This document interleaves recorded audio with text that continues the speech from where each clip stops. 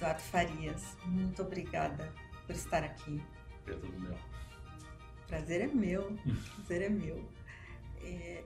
Eu sei o quanto que você é admirado e querido. E sei também o líder maravilhoso que você é. E o quão generoso você é com as pessoas. E fiquei muito feliz quando você aceitou vir. O Nunca Imaginei surgiu de um desejo meu de que as pessoas que não têm contato com vocês possam escutar a história e não só conhecer um pouco mais da vida pessoal. A gente pode falar da vida pessoal, pode falar da vida profissional, mas aqui aparecem algumas nuances que cabem aqui muito bem, mas que de repente no outro contexto não.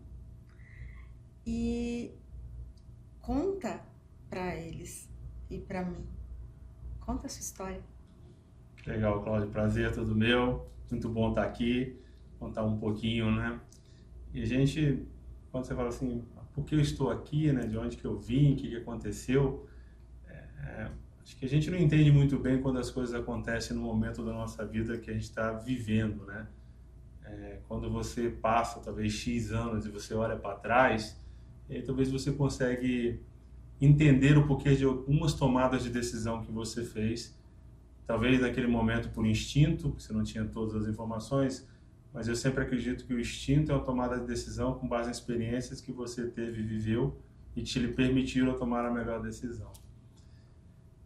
Para chegar até aqui em São Paulo e hoje trabalhar numa grande empresa que proporciona exatamente um ambiente de trabalho maravilhoso e faz com que as suas competências fiquem evidentes, né? Assim, sendo bem sincero, que é um objetivo comum de todos, né?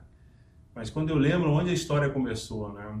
Assim, eu sempre vejo que eu sou da década de 70, né? Uma geração de pais que naquele momento queria talvez dar os melhores para os seus filhos, e uma geração que, quando eu olho, a grande força, talvez força matriz que a gente vê, né, lá em casa. Eu sou o mais jovem de mais 2 irmãos, sou uma família, e meu pai, minha mãe, meu pai é um semi-analfabeto, que trabalhou na roça por muito tempo, e minha mãe, filha de imigrante, e que decidiu estudar, e que decidiu fazer da vida dela o estudo, e entendia que ela tinha uma vontade muito grande de ser mãe, e ser mãe dá para os filhos uma oportunidade melhor de vida. A cidade onde eu vim é uma cidade bem pequena, no interior do estado do Rio, o nome dela é Porciúncula, é o diminutivo de porção, exatamente essa é a descrição do dicionário, quando a gente ainda consultava ele. E no início da década de 80, que é ali quando a gente estava na nossa infância, né, é muito difícil você imaginar uma mulher forte que tinha claro na cabeça dela que o estudo era a única forma de fazer com que os 3 filhos, de alguma maneira, pudessem experimentar um mundo diferente, viver um mundo maior do que simplesmente o mundo aonde que nós nascemos. De onde ela tirou essa força, já conversamos com ela milhões de vezes, mas quando eu olho, talvez a força que ela fez para ela estudar, talvez ela tenha transportado essa força para que a gente estudasse, né? E com isso ela tomou muitas decisões, inclusive decisões de vida, decisões arriscadas, e que hoje a gente olha e fala assim, nossa, que bom que ela tomou essas decisões, que bom que ela forçou a gente a querer exatamente um mundo melhor. E essas decisões fizeram com que todos, eu e meus 2 irmãos, a gente saísse de casa bem cedo, né? Eu saí mais cedo, eu saí com 14, meus outros irmãos saíram com 15, outros com 17. A gente saiu para fazer segundo grau, e de segundo grau a gente saiu depois para chegar na cidade grande, como toda pessoa do interior. Normalmente você faz um estágio numa cidade um pouco maior. Meu estágio foi numa cidade chamada Campos dos Goytacazes, até chegar à capital, que é o Rio de Janeiro, com a parada especificamente em Niterói, que normalmente você não chega direto na capital, você seguindo exatamente o que diz a literatura, né? Você sempre vai se acomodando na cidade onde você se sente mais à vontade, né? E quando eu olho essa visão, né? E o que sempre minha mãe falava pra gente, ela falou assim, olha, o estudo vai permitir a você tomar as suas melhores decisões na vida de forma consciente e vai fazer você experimentar coisas que sem ele provavelmente seria muito mais difícil. Não quer dizer que não aconteceria. Talvez fosse bem mais difícil. E o valor pelo aprendizado constante e o valor pelas suas raízes, muito forte que ela sempre falou isso. E o seu brilho, ele nunca ofusca o brilho de ninguém. Cada ser humano tem o seu brilho próprio. E cada ser humano faz aquilo que é o melhor para a sua vida, porque a sua vida é única. E desde que você tenha com ele os seus objetivos. Esses são valores muito fortes que ela sempre ensinou para a gente desde o início e que você sempre fica se observando, principalmente nas grandes dificuldades que todos nós vivemos, né? Quando você sai cedo de casa, mora com pessoas completamente diferentes de você, que você aprende todo dia com elas e sempre pelo lado positivo, sempre aprenda com as pessoas, porque elas simplesmente são diferentes de você. E não tem certo ou errado, simplesmente são diferentes. E quando tem essas dificuldades, em que momento, como ultrapassá-las, como vencê-las? E como é que você aprende exatamente com aquele desafio que foi lhe feito, né? E esses mecanismos todos que a gente vivenciou, eu e meus irmãos, e depois cada um seu modelo de vida, cada um escolheu uma profissão, né? Fizeram com que eu chegasse para pensar na minha vida quando eu fosse tomar as minhas decisões do que eu iria estudar e o que eu queria ser para desenvolver uma carreira. E é difícil você pensar, você vai desenvolver uma carreira muito cedo e tem que tomar decisões muito cedo. Então, eu sou uma pessoa exatamente antes da bolha da internet. Fiz computação no meu 2º grau, fiz computação na faculdade e sempre tive a convicção que o uso da tecnologia realmente ia proporcionar também um mundo melhor. Mas tinha várias coisas importantíssimas que eu via dentro da minha vida como eu olhava, né? A computação, ela era maravilhosa, mas para mim, como ser humano, ela também me despertava um lado sombra bem interessante. O lado sol, que é o lado do avanço, o lado da tecnologia, o lado de prover exatamente fazer coisas mais rápidas, mais legais, novas, descobrir. Só que ao mesmo tempo você tem um lado homem-máquina. Ele sempre me despertou um lado muito sozinho na computação. Isso não acontece com todos, mas comigo acontecia. E uma das coisas que eu sempre pensei comigo, falando, eu quero estudar computação, mas ao mesmo tempo eu também quero lidar com pessoas. Porque eu sempre acreditei que o coletivo era maior do que o individual e lidar com pessoas era muito forte, né? Então, durante a minha faculdade de computação, eu fiz computação, eu fui morar fora do país, com o objetivo de buscar uma cultura diferente da cultura brasileira. Muito engraçado, passei um tempo na Inglaterra, foi assim, estrondoso o tempo que passei lá, porque vi pessoas de países diferentes lidando sobre a mesma temática, achando soluções diferentes. Sim, bem interessante. Quantos anos você tinha? Eu, quando fui morar na Inglaterra, eu tinha 21.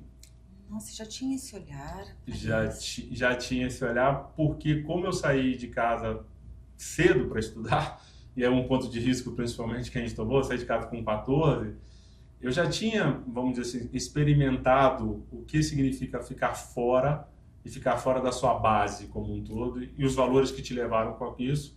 Morava em república, eu adorava morar em república, assim, porque a gente conhecia e as pessoas que dividiram exatamente o mesmo lugar comigo, hoje são meus irmãos de coração. Todos eles têm um espaço específico dentro da minha vida, lembro deles, talvez lembro deles da mesma forma, até mais do que eu lembro de todos os meus amigos de faculdade, que talvez tenha sido um período tão intenso, porque eles, além de ter sido meus amigos de faculdade, amigos do 2º grau, eles moravam comigo, então a gente passava lá nossas 24 horas. E quando eu fui estudar fora, eu queria, lógico, naquele momento desenvolver o inglês, mas mais importante que desenvolver o inglês era estudar um pouco da cultura. Qual era a cultura que a gente queria com aquilo, né? E qual a cultura que o brasileiro tinha e que quando você vai morar fora, na época na Inglaterra, um pouco ali da Europa como um todo, então você conseguia ver muito forte a cultura europeia, você via muito forte a cultura de outros lugares do mundo, que foram a cultura asiática, e para mim aquilo foi muito interessante, um choque exatamente daquilo que eu tinha vivido, que era o certo pela cultura brasileira, e não necessariamente o que é certo pela cultura brasileira é o certo pela cultura de outros países. Assim, muito interessante, várias etapas muito interessantes que eu tinha, até com amigos coreanos que tinham um pouco de entender exatamente o respeito que eles tinham, principalmente pelos mais velhos. E eu sempre perguntava por que isso acontecia e eles explicavam, assim, e que talvez aqui no Brasil eu não conseguia enxergar isso muito forte entre a gente, mesmo sabendo que a gente tem um respeito sim, mas é bem diferente do respeito admirável que exatamente essa cultura asiática tem.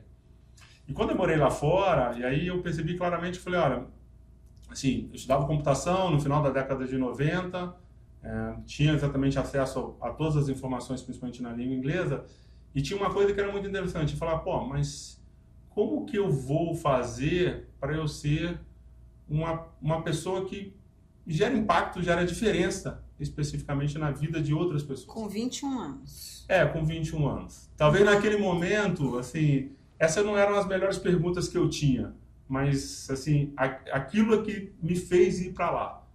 Porque eu prefiro ter a oportunidade de ver um mundo diferente e eu depois poder fazer qual a melhor escolha do mundo que eu quero para mim.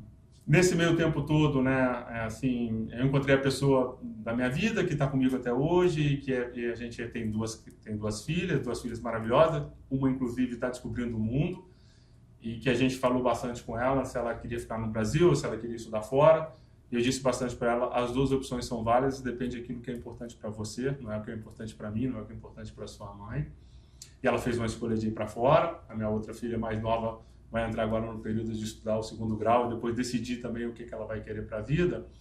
Mas sempre o mais importante que a gente que prega bastante para os nossos filhos, e o que eu aprendi bastante com a minha mãe e com o meu pai, cada um no seu momento, o melhor da vida é você poder fazer as escolhas. E para você poder fazer as escolhas, nada melhor do que você experimentar aquilo que a vida pode te oferecer. E ninguém pode fazer as escolhas por você. E ninguém pode viver por você. E ninguém vai viver por você. E você pode consultar todo mundo, você pode tomar todas as opiniões possíveis, anota no seu caderninho dos prós e contras, mas sempre lembra, a decisão, ela é sua e indelegável. Isso aconteceu bastante na minha vida e quando eu fiz a decisão, que estava em período próximo de formar, e eu falei assim, o que eu quero fazer para a minha vida, e o que eu quero, aonde eu quero trabalhar e aonde eu vou me apaixonar pelo trabalho. Foi quando eu escolhi trabalhar numa empresa de consultoria. E era simples a decisão que eu queria naquela época, porque eu queria vivenciar vários lugares, quase como uma extensão ainda da minha faculdade, para eu poder escolher a melhor indústria e, com isso, escolher a melhor empresa que se adaptasse exatamente ao meu modelo de vida. Fazendo uma pesquisa de campo, praticamente. Quase com uma pesquisa de campo, e quando você olha, fala assim, porque a relação entre a vida profissional, a sua vida pessoal e a vida que você vivia da forma acadêmica, estamos falando ali do final da década de 90, foi quando exatamente eu fui para o mercado de trabalho. Existia uma diferenciação ainda muito grande, né? Que, pelo menos eu vivenciava isso e sentia isso, né? A vida profissional parecia ser muito diferente da sua vida pessoal. Eu sempre me questionei muito sobre isso, né? Porque é muito difícil você ser uma pessoa na vida profissional, outra pessoa na vida pessoal, assim, uma hora não vai dar, porque na verdade é o mesmo ser humano, né? Mas naquela época, as relações, principalmente nas empresas, ainda eram as relações, pelo menos aqui no Brasil, lá fora eu tive a oportunidade de fazer pequenos estágios, então não deu para vivenciar isso tão forte, mas aqui no Brasil você tinha umas relações muito fortes e hierárquicas, que elas eram muito fortes como um todo. E que você olhava, e eu trabalhava no mundo da computação, que era um mundo, naquele momento, bastante disruptivo, né? Que questionava bastante esse mundo hierárquico e se buscava exatamente alguma coisa mais horizontal. Mas, ao mesmo tempo, também tinha que se achar de qual era o modelo de negócio que aquilo ia funcionar. Então, a escolha da consultoria foi para eu vivenciar quais eram os melhores modelos de liderança que eu poderia aprender como fazer e como não fazer. Esse, talvez, para mim, seja a minha grande escolha, né? Você fala, mas Faria, você tomou essa decisão consciente naquele momento? Não tomei consciente naquele momento. Naquele momento eu queria experimentar várias indústrias. Mas depois eu percebi que o experimentar várias indústrias com vários líderes me daria um diferencial que poucas pessoas tiveram a oportunidade de vivenciar isso. E os líderes não são aqueles somente que estavam te liderando. Eram os líderes que você, como consultor, também tinha a oportunidade de ver eles em prática, atuando. Aquilo, para mim, talvez tenha sido o meu grande divisor de águas, porque dei sorte, e aí sempre falo que a sorte também acompanha, né? Dei muita sorte no início da carreira de poder vivenciar reuniões de altos executivos, mesmo não tendo experiência para tal. Talvez por modelo de risco de consultoria, que sempre te coloca na frente daqueles desafios, você vai fazendo, assim, vai chegando, que deu para perceber, assim, maravilhosamente bem o que era importante para cada uma das pessoas, que é muito diferente. E o que é valor para um do que é valor para outro. Poder, influência, fazer. Cada um se satisfaz com alguma coisa. E no final de tudo, sempre temos um ser humano. E como é que você motiva exatamente quem está em volta. Então, essa descoberta como consultoria, para mim, assim, valeu demais, assim, valeu muito. Mas também tem cenas engraçadas no meio disso, né? Assim, eu me lembro que eu tive um gestor maravilhoso que ele queria me ajudar. E numa das conversas de feedback, ele falou, nossa, Faria, você foi bem esse ano, né? E eu sempre estava preocupado o que eu poderia melhorar. E ele falou, nossa, foi bem, não sei o quê. Mas eu gostaria que você falasse para mim o que você acha que você tem que melhorar. Eu lembro dessa cena, assim, ela é muito forte para mim, que depois de se passaram 20 e tantos anos, né, dá para falar sobre ela. E eu olhei para ele e falei assim, nossa, assim, você está perguntando o que eu vou falar para você que eu tenho que melhorar.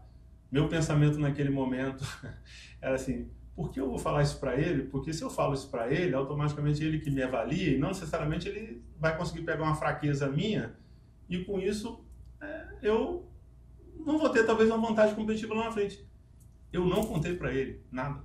E disse para ele todo orgulhoso, se você não identificou, então não sou eu que vou ficar te falando, né? Assim, de maneira até meio grosseira, vamos dizer assim, como ele. Fazendo uma análise hoje, depois de 20 anos, ele estendeu a mão e o braço para dizer assim, me conte a sua vulnerabilidade, a sua fraqueza, que eu vou te ajudar a sair do outro lado. E olha, ele era uma pessoa que eu confiava. E nem naquele momento eu tive a abertura para conseguir falar. Mas não era padrão, né? Essa questão não é padrão, mas só que... E aí vai um pouco daquele tempo, e eu falo bastante, a minha esposa, o nome dela é Mércia, assim, vou falar o nome dela, e ela sempre falava comigo, né, que eu era sempre muito razão e muito menos coração. E ela sempre falou isso, você é muito razão, você sempre quer achar quase uma fórmula matemática para suas tomadas de decisão, e talvez você tenha que enxergar outras coisas, né? E eu não conseguia ver isso muito, né? E tão logo eu saí do mundo técnico e entrei no mundo de gestão, isso para mim ficou muito evidente. Porque o fazer já não era mais o mais importante. E o mais importante naquele momento era treinar, ou na verdade ajudar pessoas para que fizessem alta performance melhor do que você. Essa era uma dor muito forte que eu tinha, porque eu sempre gostava de fazer as coisas muito bem feitas e imaginar que outras pessoas tinham que fazer melhor que você para as coisas evoluírem, era claramente mostrar uma vulnerabilidade. E tratar de assuntos de incertezas, uma pessoa que era de exatas, no caso que eu sou em formação de exatas, para mim era muito difícil lidar com as incertezas, porque era difícil. E a minha esposa foi a primeira pessoa que sempre falou isso para mim. E talvez a grande transformação foi quando eu comecei a identificar que somente através de você falar das suas vulnerabilidades, falar das suas fraquezas, lidar com as suas incertezas, você gera uma confiança incondicional que você tem dentro da sua família com o seu time. Essa confiança incondicional faz com que todos te contem exatamente aquilo que você talvez não consiga ver e o real problema que precisa ser resolvido. É um exercício muito, assim, diário, né? Porque é uma palavrinha só que define isso tudo. Confiança. E essa, assim, é uma palavra difícil que você... É a sua primeira relação com a pessoa, primeiro olhar com a pessoa, é o dia a dia com a pessoa, e depois que você vê, fala assim, eu confio. Não era falado, é sentido. E isso talvez valorizou demais as relações todas humanas que eu construí depois, quando eu fui fazendo a minha carreira. A sensação de confiança, ela é construída a partir de sensações baseado em fatos, em comportamentos, atitudes. Como que você vê isso, Farias? Quando a gente fala bastante de confiança, né, eu tento buscar um pouco de o que, na verdade, me deixa feliz. Eu sempre busquei na minha vida uma coisa muito simples. Quero ser feliz e viver em paz. Esses são dois movimentos, duas ações que você tem que fazer na sua vida que vão direcionar as suas escolhas. Né? E no momento que você decide, o que significa ser feliz? Tem vários estudos que mostram, adoro os estudos que eles sempre falam bastante, mas ser feliz faz você ter vida longa. E ser feliz é você estar próximo de pessoas que você gosta, e normalmente são família, amigos, de uma forma geral, que vão compartilhar momentos de alegria. E você, normalmente, quando você está nesse ambiente, você compartilha muito mais momentos de alegrias do que qualquer outro, vamos dizer assim, assuntos que podem ocorrer na sua vida cotidiana, que acontece com todos nós, porque somos seres humanos e num mundo complexo. Quando você vai exatamente para o mundo corporativo, por que você não quer transformar isso exatamente na maneira como você vive? Você tem que ser feliz, cercado de amigos. E amigos são pessoas que você confia. Amigos é diferente de colegas. Amigos você confia. E como é que se formou uma relação de confiança e como é que você chegou à conclusão que aquela pessoa é sua amiga ou seu amigo? Você não precisa contar para ela que ela é sua amiga. Ela olha para você e você olha para ela, você sabe que vocês são amigos. Por quê? Relação mútua de doação e de recebimento. E como é que você vê isso no decorrer da sua vida? A consistência. Proximidade. E proximidade aqui não é estar junto todos os dias. Não é isso. Proximidade às vezes, uma ligação. Hoje é mais fácil, que é uma ligação até por vídeo, então você vê a pessoa e você consegue ver a relação. Muito das vezes, eu acredito muito forte nisso, é uma reação não falada. A expressão corporal da pessoa fala muito mais do que a voz, porque a voz ela controla e escolhe as palavras. A relação corporal, se você não estiver muito bem treinado, você não controla. E aí, essa construção é o famoso jogo da vida, do jogo ganha-ganha. A relação de confiança faz as pessoas pensarem que os dois têm que ganhar. Porque assim é a vida. E os dois ganhando, não precisa alguém perder. Os dois podem ganhar. E os dois podem ser felizes, exatamente. 2, 3, 4, N, tanto faz. Aqui eu só coloquei para 2 para ficar mais fácil, para ver uma relação mais próxima. E quando você faz isso em todos os lugares onde você frequenta, isso fica exatamente automático. Então, a gente pratica isso lá em casa, a gente não dorme com os problemas, a gente fala deles, e a gente tem, sei lá, 99% das vezes que a gente fala muito mais de alegria do que alguma coisa que tem que resolver. Quando tem que resolver, a gente resolve sim, mas a gente fala. E a gente faz isso também aonde a gente tem as nossas relações com os nossos amigos, a nossa relação com o nosso trabalho, e a gente acredita nas pessoas, não é simplesmente pelo fato de eu acreditar, eu acredito porque ele é um ser humano que tem milhões de virtudes e talvez possa ter algumas dificuldades, talvez em assuntos que naquele momento, talvez pela história de vida da pessoa, por tudo que ele vivenciou, talvez ele não foi exposto a várias daquelas situações. E a geração de confiança é você contar bem aberto para as pessoas, falando assim, nesse assunto a gente vai sair do outro lado e eu vou te ajudar, nós estamos juntos, vamos para lá. Assim como ele vai te ajudar em várias das outras coisas que talvez você nem precise contar para ele a sua fraqueza. Se você contar é até melhor. Ele também vai te ajudar. As pessoas sobem junto, crescem juntos. E aí quando você olha, fala assim, por que esse mecanismo, aonde ela acontece, aonde que você vivenciou, aonde que você viu? Simples. Volte nas suas infâncias. Volte com as pessoas que você se relacionava quando você não tinha compromissos de forma maior. Por que você tem tantas lembranças bacanas, velho? Volta naquilo que te alegrou em toda a sua adolescência, no início da sua vida adulta, quando você encontrou a pessoa que você decidiu passar a sua vida e você quer construir uma família. Para quem tem filho, você passa a entender claramente o que é o amor incondicional. E aí você vai lembrando o que une cada um desses momentos. Sensação de realização e felicidade. Sensação de realização e de felicidade automaticamente com pessoas que você gosta. E as pessoas que você gosta, você confia. Você sabe que uma das coisas que eu escuto é: no trabalho eu tenho conhecidos, no máximo colegas.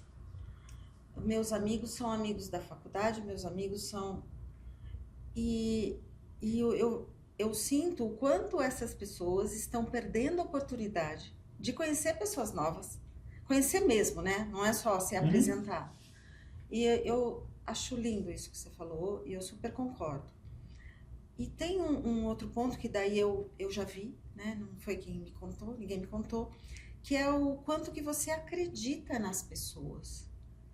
Eu vejo que muitas vezes você acredita mais nelas do que elas mesmas. Você sente isso? O quanto que você realmente acredita e não deixa de ser um facilitador, né, para que todo o potencial da pessoa consiga aparecer no mundo. Eu vejo isso. Eu vejo também, eu acho difícil você falar que você acredita mais do que outra, porque cada pessoa tem a sua história, né? Então, talvez em certos momentos a habilidade está bloqueada por algum motivo. Algum trauma, uma história. Um trauma, alguma fase vivida e não bem sucedida, né? E o fato, a gente acreditar que que isso pode ser superado, é que a gente vê o seguinte, olha, você provavelmente não desiste das pessoas que você gosta. Você não desiste delas. Por que você vai desistir das pessoas que trabalham com você? Eu faço bastante essa pergunta. Você não desiste das pessoas que você gosta. Acho muito pouco provável alguém virar aqui e falar que desiste da pessoa que ama, desiste do filho, desiste dos pais. Acho muito difícil, mas muito difícil. Pode acontecer? Na regra estatística, sempre pode acontecer. Sempre tem um risco de cauda, sempre pode acontecer. Mas se você considerar, fala assim, nossa, aquelas pessoas que você gosta, que você admira, você tolera, você escuta, você não necessariamente concorda todas as vezes, mas você sempre busca uma conciliação e uma forma de conviver, e uma forma dos dois superarem aquele desafio. E quando você está no ambiente de trabalho, por que a gente não consegue fazer isso com as pessoas que estão conosco? A primeira decisão sempre é a mais fácil. Você não acreditar e trocar, mas acho que talvez você só troca o problema. Porque vão vir outras pessoas com outros desafios e talvez até mais próximas de você com o mesmo pensamento seu. Que também não acredito talvez que seja a melhor forma de fazer, porque o melhor da vida também é ser diverso. Pensamentos diversos, coisas diversas, culturas diversas, promove exatamente a melhor tomada de decisão. E naquele momento que você faz com a pessoa, você faz ela enxergar que o potencial dela é muito grande. A maioria de nós tem um pouco da síndrome de um impostor. Em algum momento você sempre achou que aquele lugar não era o seu lugar. Todos nós, a gente viveu isso em algum momento. A não ser os mais autoconfiantes que realmente passam por cima disso com muito mais... Eu não conheço ninguém que não tenha sentido eu não tenho formação psicóloga, então também eu não consigo dizer, mas até onde eu consigo ver, assim, difícil a pessoa, porque você fala, nossa, será que eu mereço estar naquele lugar? Com certeza você merece, sem sombra de dúvida. Ninguém chega ali, ninguém se sustenta naquele lugar se você não merecer. E, como todo ser humano, você tem alguns assuntos que você talvez tenha que melhorar, sob o ponto de vista de algumas pessoas, que não necessariamente sob o ponto de vista de todas, né? Então, acho que talvez o grande exercício da liderança é você entender todas as pessoas que realmente estão com você nessa jornada E você tem, naquele momento você tem uma função de liderá-las, mas em outro momento pode ser que elas tenham uma função de liderar você, e assim é a vida. Como você vai extrair, em conjunto com aquela pessoa, o que ela tem de melhor, e vai potencializar aquilo que ela tem de melhor, e vai ajudar ela a desenvolver aquilo que talvez ela ainda não tenha aquilo completamente desenvolvido, mas que aquilo não é um problema. Aquilo simplesmente é um assunto que precisa ser resolvido. E você fazer essa conversa honesta com a pessoa, você cria um senso de autoconfiança nessa pessoa. E quando a gente consegue atravessar junto essa jornada, você cria um laço inseparável de confiança. Leva para a vida. Porque ambos os lados perceberam que, pô, nós somos capazes de passar por isso e vivenciar uma nova fase. E talvez as pessoas precisam somente de oportunidade.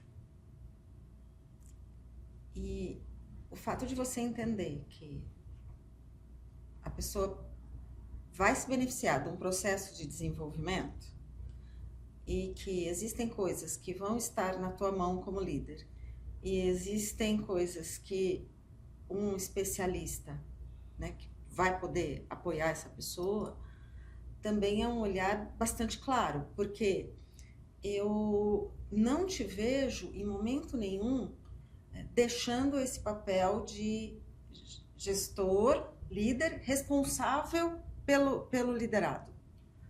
Mas você sabe aonde você vai entrar, né, e de repente aonde você pode precisar do apoio do especialista, enfim, para que esse liderado consiga chegar aonde ele deve estar. Sempre acredito que você tem que se cercar de pessoas boas e que vivenciaram jornadas. O liderado, o líder, ele ter alguém com especialização que consiga mostrar para ele os caminhos, você está encurtando uma jornada. E está fazendo ele refletir sobre assuntos que talvez você não é especialista no tema, você até faz boas perguntas, mas o especialista no tema sabe exatamente aonde vai chegar e talvez sabe até, também não, com certeza sabe os principais pontos de dor que talvez possam ser atacados no momento X ou no momento Y. Mas em todas as minhas relações, em todos os meus trabalhos, em toda a minha vida pessoal, se eu faço parte daquela vida, se eu faço parte daquele momento que está vivendo, eu também me sinto responsável por ele. Assim como o sucesso, assim como o fracasso de qualquer uma dessas situações, eu também estou envolvido. Tem uma parceria. Então, eu faço não somente... Eu faço pelos dois. Uhum. Eu faço pelas pessoas e faço por mim. Porque isso faz exatamente a gente construir um futuro que é melhor aqui, naquilo que a gente vai realmente desenvolver em conjunto. E a gente não vai desistir se a gente, pelo menos, tiver tentado várias coisas. A gente pode mudar a rota, a gente pode sair para o outro lado, a gente pode escolher um novo caminho, colocar uma nova pessoa, trazer mais especialistas, mas a gente vai tentar de todas as formas fazer com que dê certo. Então, essa é a minha grande missão que eu tenho com cada um deles que a gente tenta. Mas não foi assim sempre, Cláudio. Assim, sendo bem sério, não foi assim sempre. Eu quando olhava, né, no passado, eu achava que a vida, assim, pelo menos a vida profissional, no início da minha carreira, bastante, eu achava que ela era 100% direcionada única e exclusivamente a resultados mensuráveis.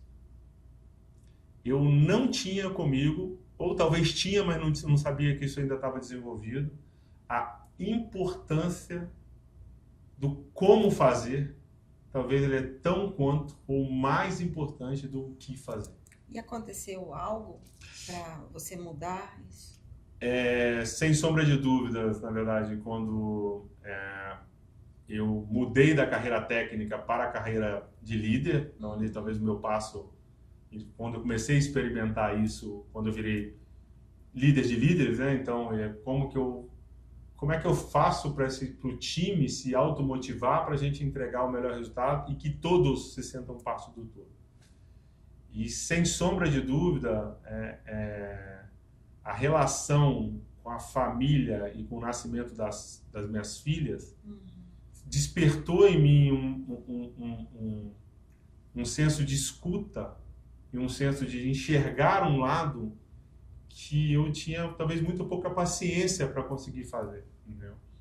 Minha esposa sempre me provocava bastante, minha sempre falava bastante comigo, e minhas filhas, quando nasceram, falaram assim, nossa, assim, eu me permito muita coisa aqui em casa, e é tão legal, a gente acha os caminhos, a gente vê que nem tudo é A ou B. Uhum. Existe forma de chegar em A, existe forma de chegar em B, e que não necessariamente é uma reta. E em casa eu me permito isso. Por que fora eu não me permito? E essa reflexão ficou comigo, foi quando eu falei assim, acho que eu vou me permitir um pouco fora. Deixa eu conseguir entender aqui de como é que são as pessoas, e aí comecei a prestar muita atenção. Isso é um ato de coragem. Um ato de coragem, que foi uma mudança muito forte de perfil. E eu comecei a prestar muita atenção nas pessoas. A partir desse momento, foi uma mudança que eu falei assim, deixa eu prestar atenção. Primeiro, só observar e com muito, vamos dizer assim, com muito exercício interno de observar sem julgar. O ser humano ele tem uma capacidade que logo no primeiro momento, normalmente você vai fazer um julgamento. O risco do julgamento não é fazer o julgamento por si só, é nunca mais se sair dele.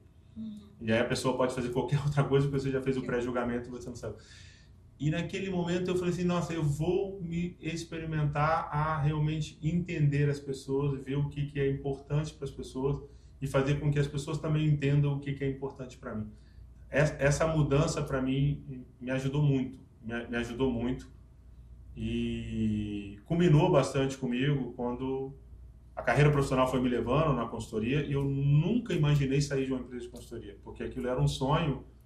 Eu queria, como toda pessoa que entra treinando na empresa de consultoria, quer chegar à sociedade na empresa de consultoria. E quando você chega próximo de chegar da sociedade, você vê. E aí, quando eu realmente me imaginei que eu sairia de uma consultoria e poderia vir para uma empresa tradicional. Tradicional que eu digo, uma empresa que você vai trabalhar todos os dias naquela empresa. E você não vai mais vivenciar N empresas. Talvez você vai vivenciar N empresas dentro da mesma empresa. Mas no final das contas estão lá. E aí, mais ainda, eu percebi a importância de você lidar com as pessoas. Porque numa consultoria, como você vive várias empresas, pode talvez não ter sido tão bem sucedido no projeto A, o B ou C, mas o projeto A é com um grupo de pessoas, o B com outro grupo de pessoas e o C com outro grupo de pessoas. Normalmente, numa empresa, por maior que ela seja, o nível de interseção entre as pessoas é muito grande. Então, provavelmente, você vai ter que vivenciar as diferenças com essas pessoas e a fuga não vai ser a solução. A solução vai ser resolver o problema com aquelas pessoas. Então, isso me fez bastante essa reflexão. Então, acho que foi uma combinação de coisas, né? De entender o lado humano quando eu virei gestor e depois, claramente, entender que dentro de uma empresa, o maior ativo que ela tem são as pessoas e não as entregas. Porque as pessoas são capazes de fazer melhores entregas, sempre. Se você puder falar, mandar um recado para as pessoas que querem ser líderes e para os líderes que ainda não conseguem, porque às vezes a pessoa quer realmente, mas não consegue, o que você diria, qual seria o primeiro passo para conseguir se aproximar, para conseguir entender que as pessoas são realmente... As pessoas fazem acontecer. Primeira coisa que eu sempre olho é o holofote depois que você é líder não é mais você. E o seu grande trabalho como líder é fazer com que a sua equipe brilhe. E a sua equipe brilhando, com certeza, você é uma parte fundamental disso e que as pessoas vão conseguir enxergar isso, mas não como primeiro plano. E o mais bacana do líder não é ele falar de si, é as pessoas falarem dele. E as pessoas só falam do líder quando ele entende que ele veio, ou ele veio para aquele grupo, ou ele caiu naquele grupo, ou ele encontrou aquele grupo, para ele ser lembrado. E para ele ser lembrado é a grande pergunta. Pelo que você gostaria de ser lembrado? Pela entrega pontual que você fez ou pela transformação na vida das pessoas que estavam com você naquele momento? A minha escolha sempre foi a segunda. Porque eu prefiro ser lembrado, e não saudosismo aqui, mas pelo menos quando as pessoas tiverem que falar, querendo falar assim, olha, eu tive pessoas que atravessaram o meu caminho e que me fizeram ser uma pessoa muito melhor. Como eu tive com vários de líderes meus que eu tenho, mentores, que eu nem sabia o que era mentor há 20 anos atrás, e que eu tinha alguns e que eram muito interessantes. Era um mentor sem ser mentor e que fizeram muita diferença na minha vida. Então, quando eu olho, sua grande função como líder, isso não quer dizer que você não vai cobrar, isso não quer dizer que você, em momento, não vai precisar ser duro, isso não quer dizer que você não vai precisar cumprir alguns deadlines, mas claramente tem formas de se fazer isso. E como é que você aproveita e faz isso de uma jornada de aprendizado, para que cada um nessa jornada de aprendizado entenda o seu papel e que lembre que os desafios foram alcançados num trabalho em conjunto. E não ache que o líder não vai ser a pessoa talvez que mais vai aprender. Porque as soluções com os liderados sempre ela é muito diferente de uma para outra. E o líder, como um professor, sempre aprende mais do que o próprio aluno. Muito obrigada, Farias. Obrigado a você. Um prazer. Prazer todo meu.